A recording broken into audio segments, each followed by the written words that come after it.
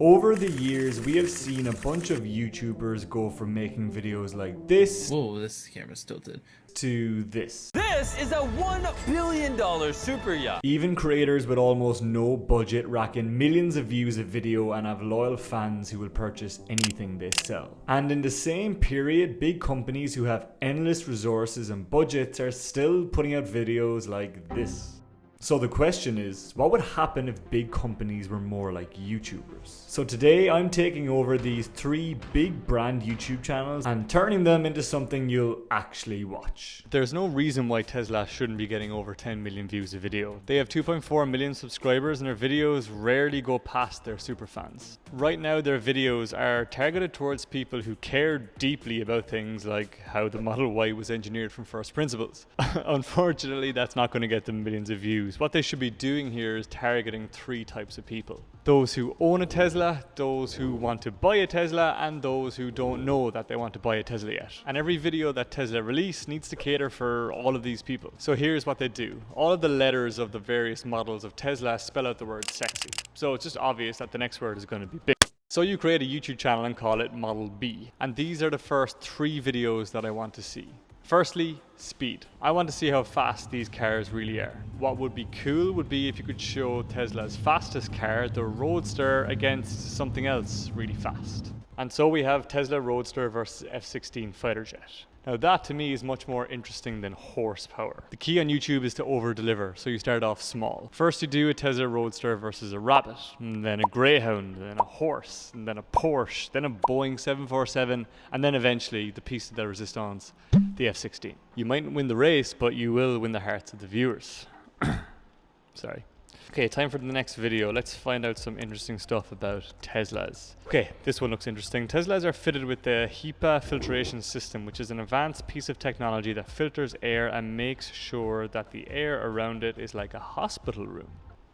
Will you survive in a Tesla during the apocalypse? Have multiple cars in a confined space where you're pumping in toxic and hazardous fumes. And if Tesla are really confident with their filtration system, put a little bunny inside of the Tesla. Monitor the air quality in each of the cars as the fumes pass through the system. And at the very end, how the bunnies would have died in some cars and hopefully not in the Tesla. I did not know you could sleep in a Tesla. Look at this, full bed. I slept in a Tesla for 50 days. Get somebody to take a 50-day road trip across America, but the twist is they can't sleep anywhere but the Tesla.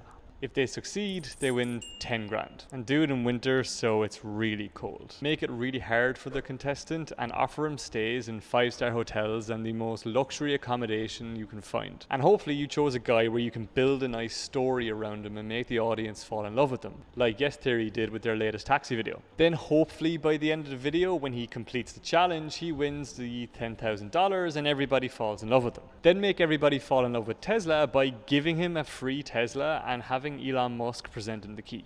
Let's do one more. We all saw Elon break the window of the Cybertruck. I think this was a magical PR stunt that worked wonderfully, but I see a new challenge. We challenge people to destroy the Cybertruck. But in the video, that's not all you do. First, you start with some generic cars like a Prius. I feel like we're literally driving around in a vagina. And then show people smashing the hell out of it. Move on to something a little bit more sturdy like a Volvo and eventually graduate to the Cybertruck. That would be entertaining as hell and I guarantee it will get you some more sales, which you clearly need. Okay, let's go on to Tinder's profile and whoa, 31 million views. They don't need any help at all. Oh wait, yeah. Sorry, they were not organic views. They're paid views, and I assume they paid quite a lot for them. I would imagine the CPM for these videos are anywhere from $1 to $3, meaning for those 31 million views, they paid anywhere from 30 to 90 grand for those views in that video. It's kind of like losing your virginity to a prostitute. Tinder, you should have kept that money in the bank for all those lawsuits you'd be dishing out. Let me show you how to get those views for free, because clearly you don't have an attention generator. An attention generator is a video format that you can dish out again and again to get recurring views. All of the big channels have them, and you can see here that you've tried out a few with limited success. So here's what we do. We create a new channel called Matchsticks, and then we start off with 3 attention generators that will absolutely bang. Starting with ghosts are real. Here's how it works. We invite somebody on who got ghosted in real life after meeting that person on Tinder.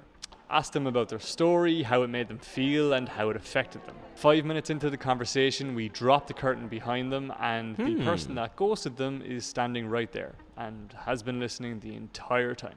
Put them face to face and let the awkwardness ensue. Maybe they might patch things up. And at the end, ask them if they want to go on another date. If they both say yes, tell them you're flying them to France, the best restaurant in the world. And if they say no, tell them you were going to send them to the best restaurant in the world, and watch the horror on their face. The next attention generator is Tinder in real life. It worked for Iraq, it will work for you too. The average person swipes through what? 50 people a session? So you get 50 men and put them all in a line in front of one eligible bachelorette. Each man is holding up a cardboard cutout of their Tinder profile with a hole for their face. And one by one, the woman swipes right or left. After the swipe-a-thon, the woman then gets to ask each man one question and immediately needs to say the words either pump or dump. Or maybe something a little bit more classy. And in the final showdown, we line up all of the men for her to pick one of them to go on a date with one catch. The men she's choosing from are those she swiped left to. Not right. She chooses one, they go on the date, and we document the entire process. Hopefully it goes well and we show people that there's more to dating than just looks. Well, that's what I always told myself anyway. And finally, attention generator number 3. We're bringing back a classic with a twist. First kiss. This worked really well for Jubilee back in the day, except we're going to make it 100 times juicier. We bring the strangers in, ask them to do a first kiss. You have the cutesy moments and, la la la, but here's the thing. Straight after the kiss, we offer each person 2 things. $1,000 to walk away forever, or a surprise that involves them both. The surprise could be a trip to the Maldives, or it could be a trip to the pub. Both log their decision and reveal it at the exact same time. They only get the prize though if they've both said the same thing. If they write different things, they get nothing. Juicy. Ryanair, for those who don't know them, are a budget airline based in Europe, and they have a bloody phenomenal TikTok, but YouTube wise, it's quite poor. This is what we do to skyrocket their audience. Create a channel called Flights Not Feelings, and then we launched 3 concepts. Concept number 1. Picture a short flight. One I often took was Edinburgh to Cork. It's about an hour, so there are no expectations whatsoever. People want to get up and they want to get down. Now imagine the emergency row full of passengers. The woman sitting in the middle sees those either side of her get up and come back wearing butler uniforms. Then out comes the person sitting behind her wearing a chef's uniform, and he starts talking her through her menu. Today we are starting with a garden mess, moving bon tout à filet mignon and finishing with a crème brûlée. We gave a passenger a Michelin star meal during a flight. Not only would that bang on YouTube, but that would go super viral on almost every other platform. And you could do it again and again.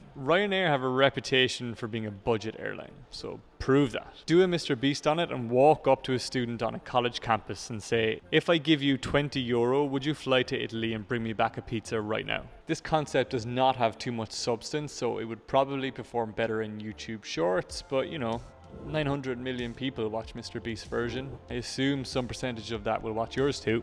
T-Mobile did a video where they hired a choir and placed them right at the arrivals in an airport to sing a song welcoming home all the passengers. God, that one tugged at my heartstrings. So at Christmas time, you do the exact same thing, except the choir are all wearing Ryanair uniforms. 3 final ideas for shits and giggles. We hired professional dancers to do the flight safety briefing. We gave passengers a live concert during the flight, and we asked passengers to tell a dirty joke over the intercom. Companies who are not taking YouTube seriously enough today are the equivalent of companies who didn't take the internet seriously back in the 90s. Tesla, Tinder, Ryanair, or any other company watching this, if you want us to take over your YouTube, let us know. That's all for me. We'll see you in the next one. Slán.